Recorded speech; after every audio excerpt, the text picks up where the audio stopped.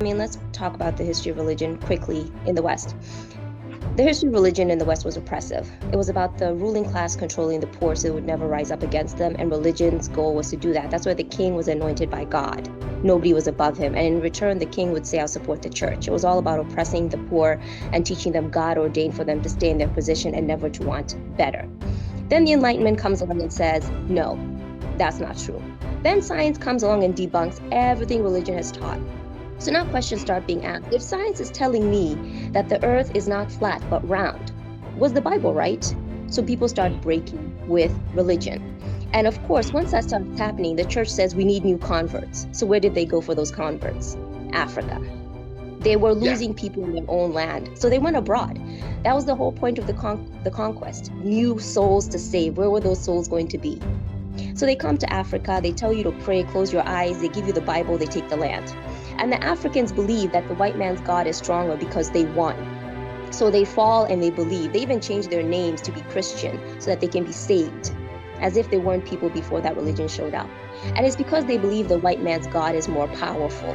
That's why they worship. They believe the white man's God is more powerful. That was the message from the Europeans. Our God is more powerful. That's why we beat you. And the Africans just accepted it. How is it that India and China never accepted Christianity and look at where they are at now? Japan slaughtered Christians, refused to allow them to come and evangelize. Japan is where now? These nations rejected Christianity and they're at the top of the game, yet Africans who accepted are at the bottom. How does that work? If God hears your prayers, why weren't India and China and Japan punished? How come Europe, who became atheist, is at the top?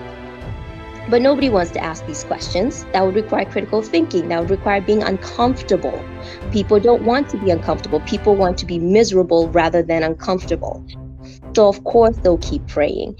Prayer gives you hope. Hope one day it'll get better. Hope things will change so you don't have to do anything. So you can sit there and accept that your life is miserable.